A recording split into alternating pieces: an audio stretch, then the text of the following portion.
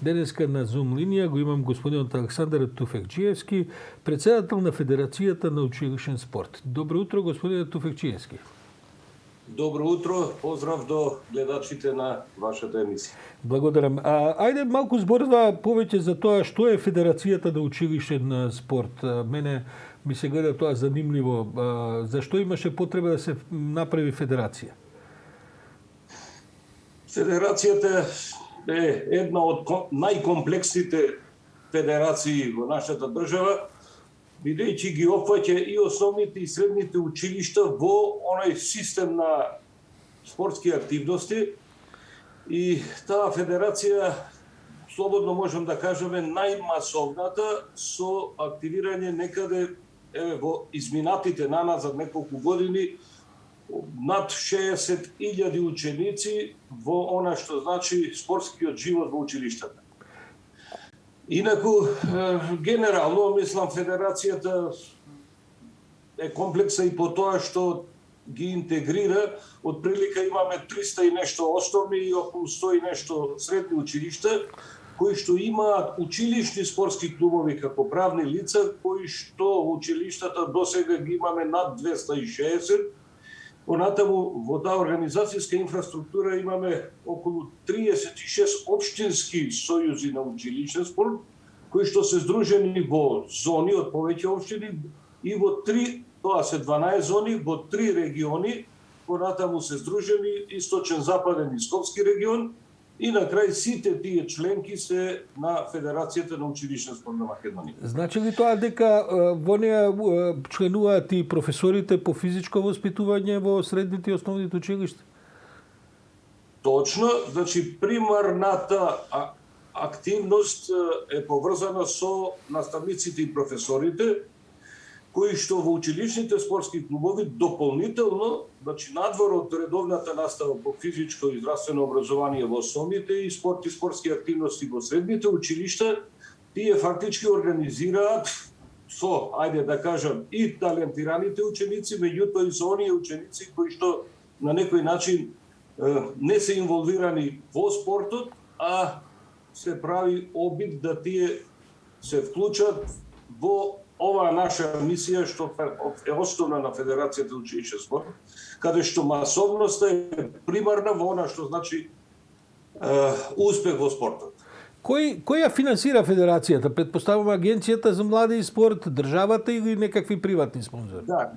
Главното финансирање, односно финансиската подршка е од централната власт и примарно е од Агенцијата за млади и спорт.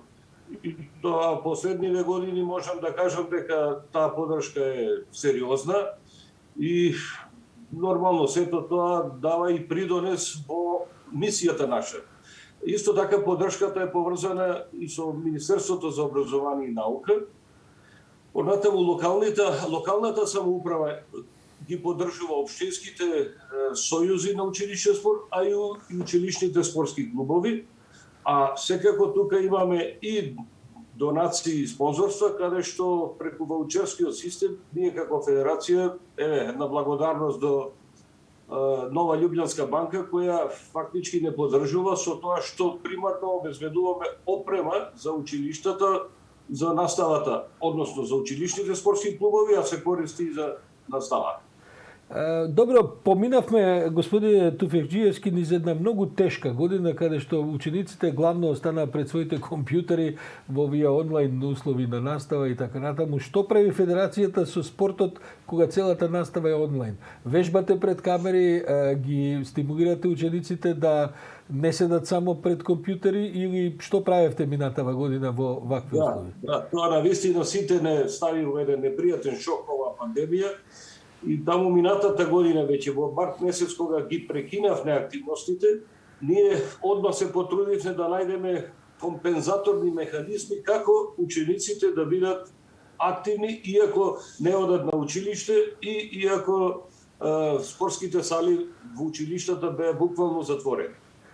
Што направивме? Значи, ние успеавме преку нормално протоколите и така натака да ги анимираме учениците надвор од училиштето. Значи, примарно во природа и во домашни услови.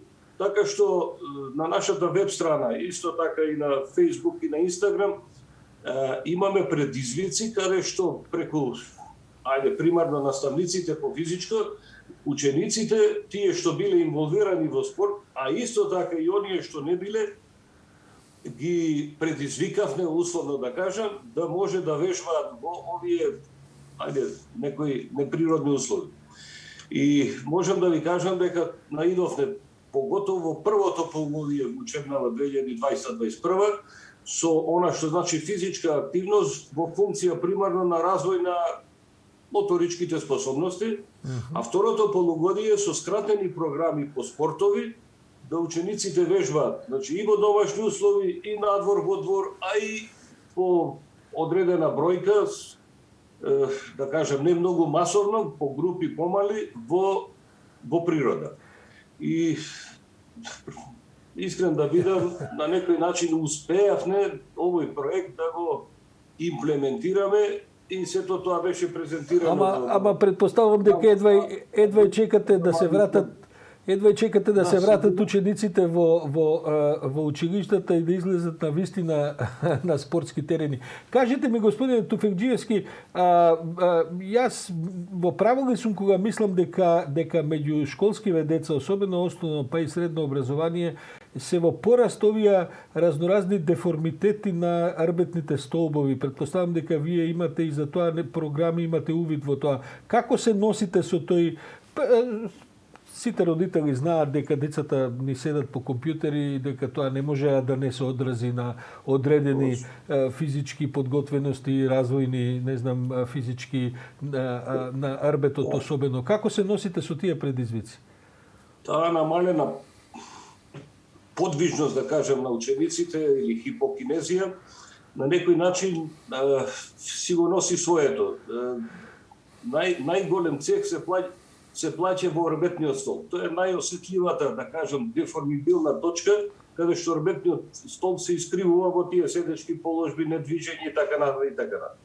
Ние тука имаме комплекси, одредени комплекси на вежби, кои комплекси ги на некој начин дадовме преку онлайн, за да може, мислам, директно во предизвиците, за да може учениците во домашни услови и превентивно да делуваат, особено на кифоза, лордоза и сколиоза, кои што се искривување на арбетниот стол. И среќна околност е што од прво до трето оделение учениците имаа редовна настава.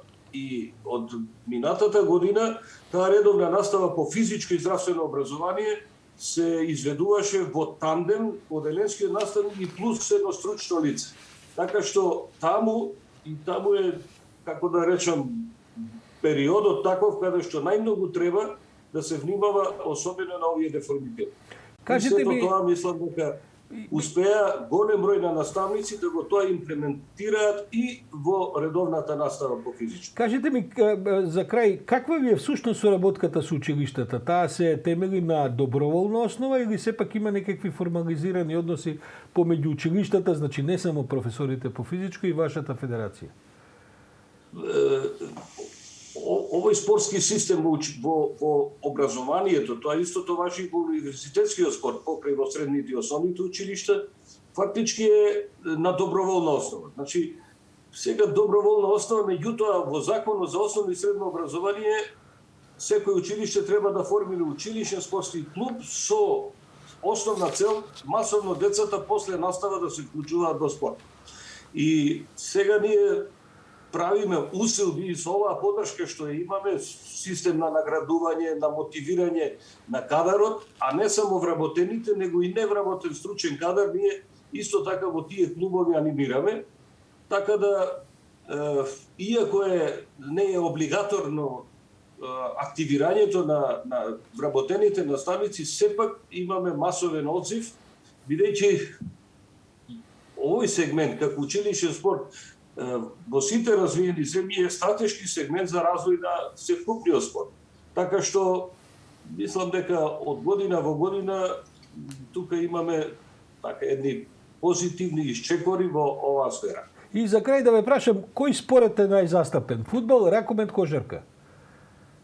Па сега за спортските игри се, можем да кажем, најзастапени, меѓутоа секогаш имаме и мал фудбал, и голем фудбал, односно футсал, кошарка, ракомет, одбојка, особено женската популација е максимално вклучена, бидејќи во училишниот спорт, за крај како информација, кога ќе ги собереме сите спортски активности на останатите национални федерации, бројот е помал отколку она што се случува во училишниот спорт. Меѓутоа ние спасовно тоа го работиме и не сме многу медиумски, да кажам, покриени. Еве, се обидовме утринава малку медиумски да ве покриеме. Александар Туфекчиевски, председател на Спортската федерација на училишен спорт. Ви благодарам за овој содржен брифинг за тоа што правите, бидејќи, како што и сами одвелите, помасовни сте од сите други заедно. Ви благодарам и секако младите го сакаат спортот, а наше е да им го возможиме тоа. Благодарам